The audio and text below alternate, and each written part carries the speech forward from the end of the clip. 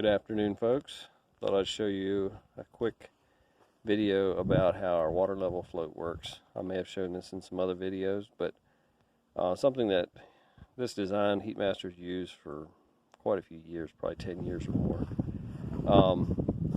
But I would explain kind of the history of how we did this back in 2005, 6, 7, 8, I think right along in there. We used a little clear sight tube that you could open the door on the front of the stove and see the water level.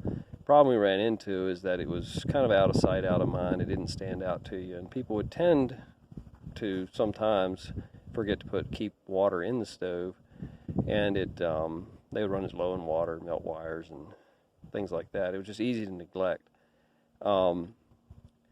And the other thing was our vent pipe on top of the furnace was completely straight open pipe, so it tended to evaporate a little more water out of it. When they went to this design, the original design had a kind of a hook. Sorry, I'm trying to do this one-handed. This aluminum stem actually came out the top and came over the top and hooked back down. But it still capped, this part here capped the, if I can hold it here, I'm kneeling on top of a furnace roof. This capped the top of the pipe and kept it from evaporating as much. So the steam would, evaporation would come and hit that and condense and drop back in. So then they went to this just to make it a little simpler. That little white bobber stands out quite well. You can see it, unless you got old eyes like I'm beginning to have. You can see it 50 yards away. So this float just rides in the very top of the tank, probably the top 10 gallons or less. So when I fill it with a cold stove, I would fill it up to about there. And then as it heats up and expands, it would push up, to the full mark.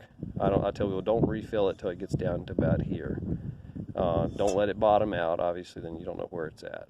But this is about, give or take, depending on the model, 5 or 10 gallons. So don't panic if you're 2 bars low.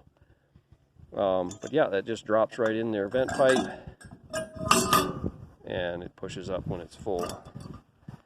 So yeah, if you're filling the stove, if you have a valve in the house to fill through the lines, you would just watch that bobber come up. If you're filling with a hose, you just have to drop it in and check.